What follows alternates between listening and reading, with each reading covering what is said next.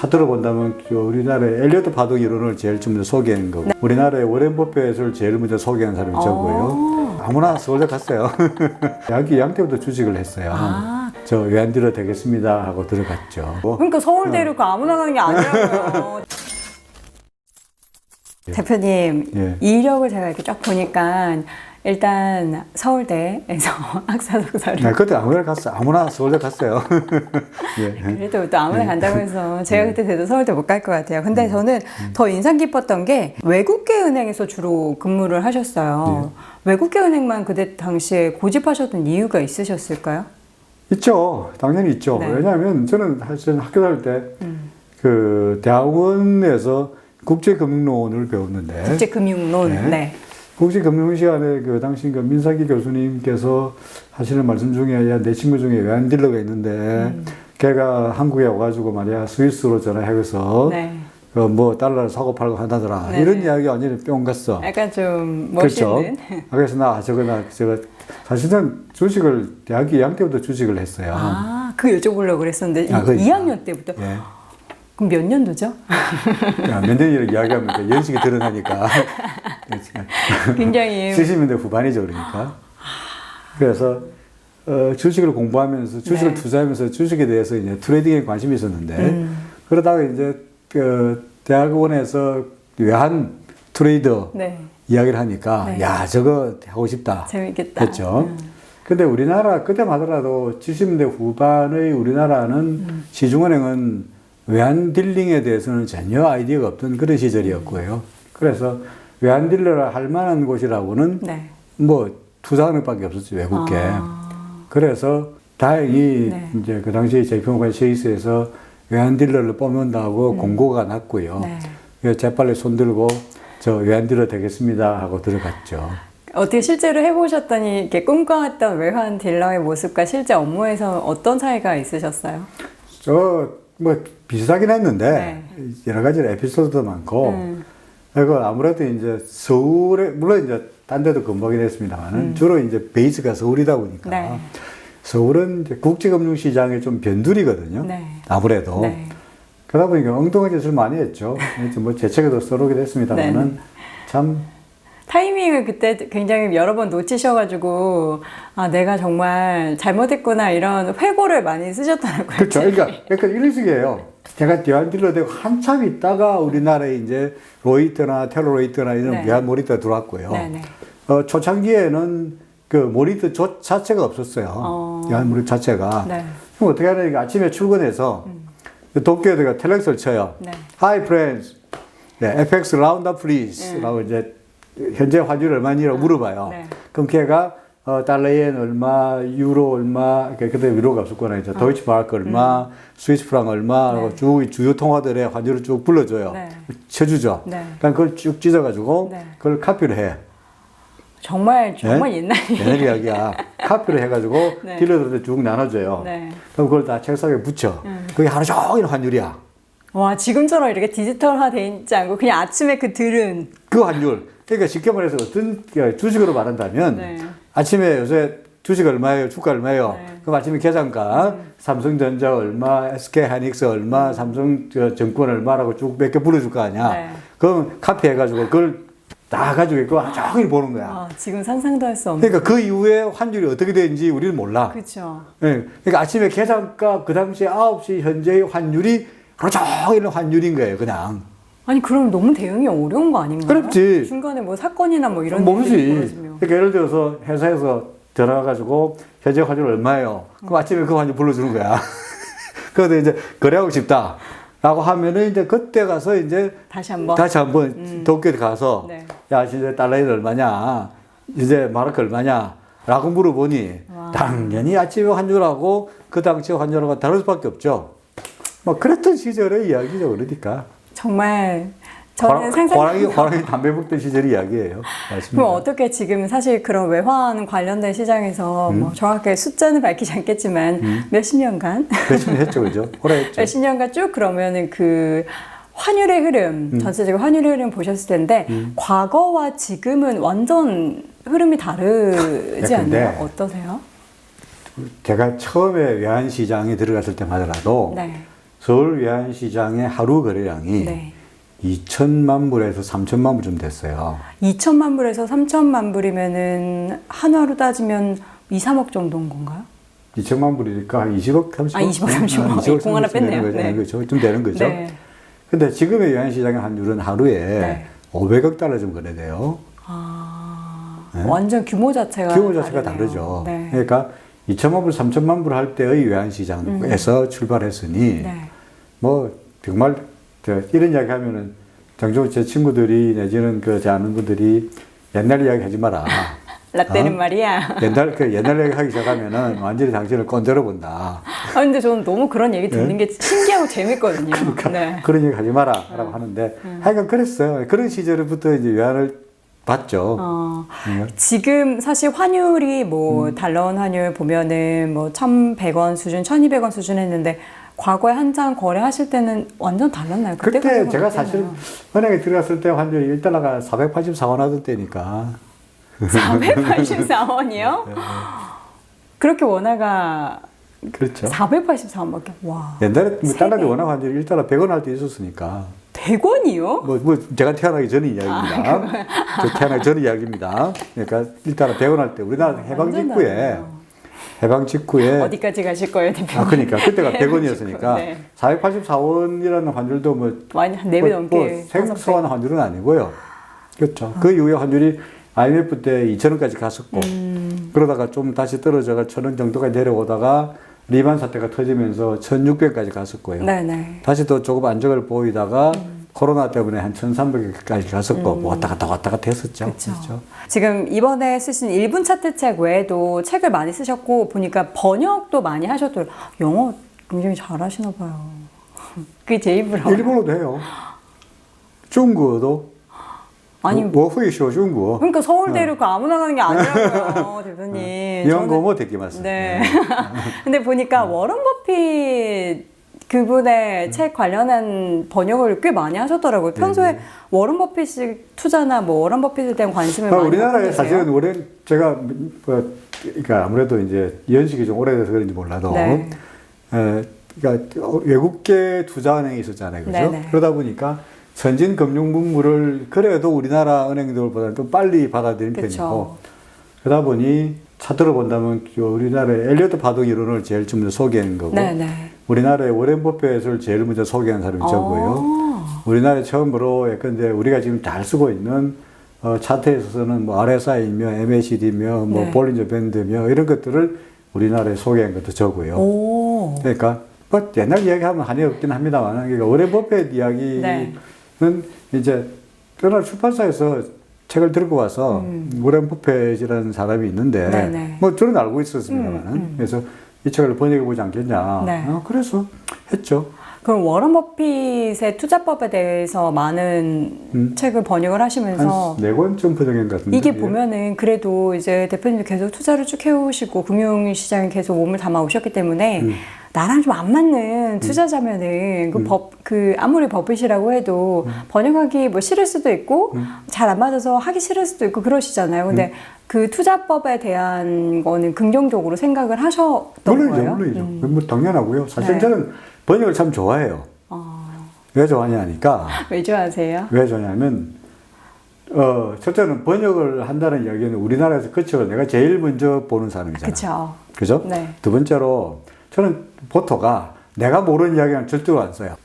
내가 모르는 이야기 절대로 책에 안 써요. 네. 제가 한 30권 썼는데 그 30권 번역되어 있고 제가 쓴 책도 있긴 합니다만은 네. 내가 모르는 이야기는 절대로 안 쓰는 게 내가 이해를 해야만이 독자도 이해하죠. 그렇죠. 그러니까 어떤 책들 보면은 도대체 이놈의 책이 도대체 이놈이 그 저자가 그냥 어디 베껴온 건지. 그렇지 지가 알고 쓴 건지 네. 뺏겨온 건지 금방 딱 보면 알아요. 그렇죠. 그죠? 네. 절대로 그러지 않아요. 네. 근데 번역을 한다는 것은 내가 그 사람의 이야기를 영어를 일본어든 중국어든 간에 내가 완벽하게 이해해야만이 내가 이해하는 살아있는 용어로 단어로 바꿔서 한국말을 바꾸잖아요. 그렇죠. 그러니까 번역을 한다는 이야기는 내가 그 책을 우리나라에서 제일 처음 본 사람이고 내가 우리나라에서 그 책을 제일 먼저 이해한 사람이고 그래서 내가 알고 이해한 바를 우리나라 말로 바꿔서 네. 독자들한테 전해준다는 측면에서는 그래서 번역을 좋아하죠. 근데 워렌 버핏 책은 로버트 헤그스톰이라는 사람이 쓴 책을 내가 두 권을 번역했는데 네. 로버트 헤그스톰이 실제로 글을 참 잘 써요. 그리고 오렌 버핏의 그 사상을 상당히 쉽게 전달을 했는데 그 책을 번역을 하면서 야, 오렌 버핏이라는 사람의 그때까지 신문지상에서 제가 했던 투자은행에서 알던 오렌 버핏과 그 안에 들어있는 오렌 버핏은 완전히 좀 뭐라 그럴까 심도 깊게 가르친 책이었어요. 더 매력을 매력적인 책이었어요. 거군요. 근데 그러니까 오렌 버핏으로 간다면 네. 충분히 최근에 이제 우리가 요새 유행하고 있는 이제 존 리 네. 라는 분이 잔리 네. 잔리의 그 투자 방법 그 삼성에서 사가지고 네. 길게 가져가라. 네, 네. 그럼 돈 번다. 네. 충분히 일리가 있는 이야기예요. 그래서 저는 사실은 그 외환 트레이더 출신이다 보니까 네. 트레이드는 그냥 달러 사가지고 주구장창 들어갈 수는 없어요. 그쵸. 그죠? 그러니까 하루 종일 사고 팔고 해야 되는데, 그래서 오렌 버핏의 투자도 하나의 방법이고, 그 다음에 저처럼 차트를 이용해서 사고 팔고 하는 것도 하나의 방법이고, 그러니까 완전히 두 개를 그 대척점에 있다고 이야기하기는 그렇고요. 서로 상호 보완적이다. 그렇게 이야기할 수 있는 거죠. 네. 저는 이야기 들을수록 오늘 인터뷰가 좀 길어질 것 같다는 그런 느낌력이 느껴집니다. 예. 예. 그러면 지금 궁금한 게 지금 대표님께서 현재 쭉 경제 관련해서 사실 올해가 어떻게 보면은 가장 많은 대한민국 국민들이 경제나 주식이나 금융시장에 대해서 관심을 갖게 된 계기가 된 거잖아요. 그렇죠. 대표님은 어떤 부분에 경제 어떤 부분에 가장 큰 관심을 갖고 계세요? 지금 현재 시장의 가장 주된 관심사가 코로나죠. 코로나죠. 코로나19이 가장 시장을 그야말로 소위 일종의 게임 체인저죠. 게임 체인저. 이게 왜냐하면 코로나 쉽게 말해서 뭐 산업혁명 예를 들어서 네. 또는 뭐 제1 전기기관이 그러니까 개발되고 그다음에 지금 와서는 이제 제5 뭐 제4 산업혁명 이래가지고 네. 이제 디지털로 인해 가지고 뭐 바뀐다 그러잖아요. 네. 근데 지금 코로나는 오히려 그것을 더욱더 강화하게 만든 하나의 팩터라고 생각을 하거든요. 빠르게 치고 나가게 그렇죠. 만들었잖아요. 왜냐하면 네. 지금 우리도 지금 여기서 인터뷰를 하고 있습니다만은 과거에는 그래도 아직까지는 아날로그적인 요소가 많았는데 디지털화를 더욱더 촉진시킨 게 코로나죠. 아무도 지금은 은행 안 가잖아요. 예컨대 전부 다 모바일로 모바일로 이체하고 모바일로 구조하고 지금 지갑에도 돈이 거의 없잖아요. 네. 다 카드로 가고 심지어는 다 전화로 해가지고 뭐한 앱을 이용해가지고 다 시켜 먹고 그쵸. 그런 것들이 다 이제 코로나가 가져온 하나의 큰 변화라고 생각하는데 코로나로 인해 가지고 예컨대 뭐 비대면도 있긴 합니다만은 일종의 양극화도 심화되고 있는 거거든요. 양극화라고 하면 뭐 부 관련한 양극화. 부는 부. 그러니까 돈 버는 사람은 계속 벌고 네. 아마존이나 애플이나 이렇게 카카오나 네이버는 계속 네. 돈을 벌고 네. 반면에 자영업자들은 네. 동네 가게 자영업자들은 주고. 손이 없어가지고 점점 떨어지는 이런 양극화. 네. 나라도 마찬가지예요. 이렇게 나라 같은 경우에도 이렇게 잘 사는 나라는 디지털화돼서 더욱더 잘 살게 되지만, 근데 아프리카에 못 사는 사람들, 못 사는 나라들은 점점 뒤떨어지는. 과거에는 그래도, 예컨대 중국, 예를 들어서, 해서 값싼 물건을, 부품을 만들어서 거기서 사와서 선진국으로 가는 일종의 글로벌 공급 체인, 스프라이 체인이 가능했는데, 네. 지금은 코로나 때문에 잘못하면은 중국도 못 가. 인도도 출장 못 해. 그렇죠. 가까운 일본에도 출장 못 해. 못 못 가. 가죠. 그러다 보니까 어떻게 합니까? 전부 리쇼링. 밖에 나갔던 공장들 한국 다 들어와. 미국 밖에 나갔던 공장들 미국으로 다 들어와. 그래서 미국에서 만든 물건을 무작정 해가지고 자국에서 만들어가지고 자국에서 소유하는 이런 식의 점점 로컬라이제이션 내지는 리쇼링이 강화되고 있잖아요. 네. 그러다 보면 결국은 전에는 그래도 글로벌 서플라이 체인이 있어가지고 뭐 중국에서 물건을 만들어서 또 중국 심지어 밑으로 내려가서 베트남이나 파키스탄이나 뭐 이쪽에서 물건을 만들어서 그 부품을 가지고 한국에서 조립해서 선진국으로 파는 이런 하나의 서플라이 체인이 만들어졌다면 지금은 그게 다 단절되고 그렇죠. 한국에서만 만들고 중국에서만 만들고 미국에서 만들고 그런 것들이 점점점 양극화된 현상으로 가고 있죠. 그렇게 된다면 사실 이게 뭔가 교역과 서로 이렇게 함께 이렇게 만들어가는 것보다는 정말 그 나라에서만 발생을 하는 부분들이 많아지기 때문에 우리나라 같은 경우는 사실 늘 얘기하지만 수출로 먹고 사는 나라인데. 나라이기 때문에 네. 어려워지는 수도 있죠. 분야들이 그렇죠. 많아지겠네요. 그렇죠. 그럴 이게 수 더 있죠. 많이 길어져서 그렇죠. 정말 교역이 원활하게 이루어지지 않는다면 이 코로나라는 게 어떤 산업에는 굉장히 큰 기회의 장이고 그렇죠. 반대로 그렇지 않은 산업군에게는 정말 위기가 아니고 정말 이렇게 망하게 만드는 그렇죠. 그런 일들이 벌어지고 예전에 우리 있습니다. 산업혁명 시절에 영국의 산업혁명 네. 시절에 처음에 이제 소위 동력기관이 게 만들어졌잖아요. 네. 그럴 때 제일 먼저 타격을 입은 업자들이 소위 마부였어요. 마부. 이제 그 기관이 만들어지고 차가 이제 움직이다 보니까 마부들이 이때까지는 사람들이 말을 타고 다녔는데 그거 이제 말 필요 없잖아요. 그렇죠. 동력기관으로 자동차가 가니까. 네. 그래서 마부들이 당장 이제 그 뭡니까 자기 직업을 잃게 됐고 그러다 보니까 그다음에 러다이트 운동이라고 그래가지고 기계가 운동하다 보니까 간의 수공업자들이 망하게 생겼잖아요. 그래서 러다이트가 뭐야? 기계를 뽀겠죠. 네.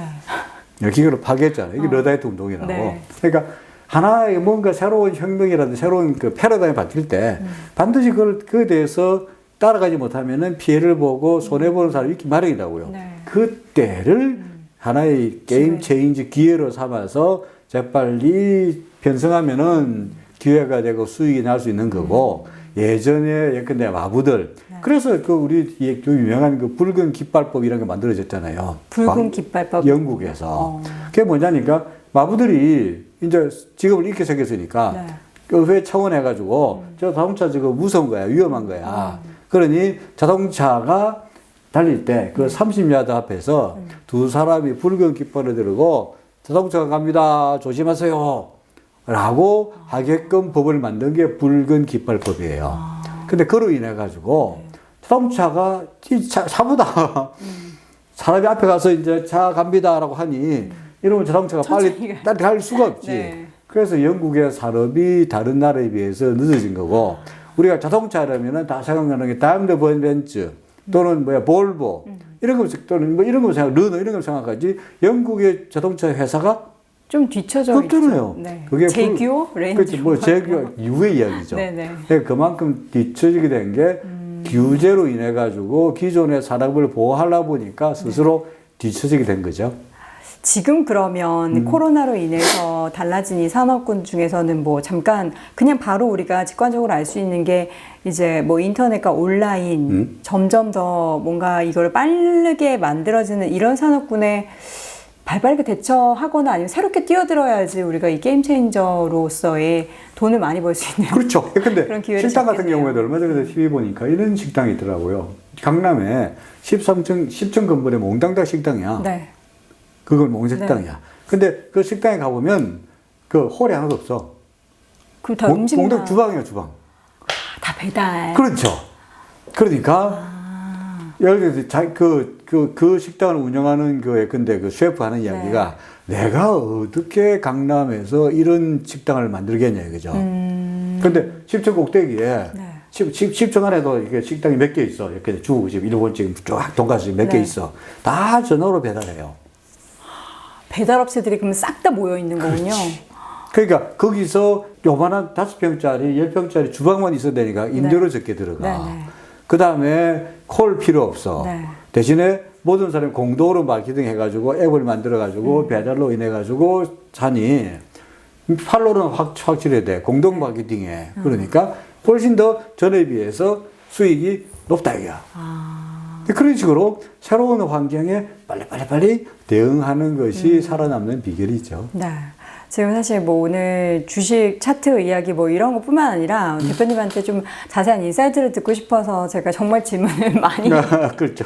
준비했기 때문에 여러분들 큰일 났어요. 들으시면서 이제 재미있으실 것 같아요. 다시 주식으로 넘어와서 오케이. 주식 투자하신 지가 지금 대학교 2학년 때부터 시작하셨다고 했는데 평소에 주식하는 그런 성향은 앞서 잠깐 언급하셨던 것처럼 트레이딩을 그럼 계속 하세요? 그렇죠. 트레이딩이죠. 매일 혹시 하세요? 매일 하지 못하죠. 네. 그러니까 네.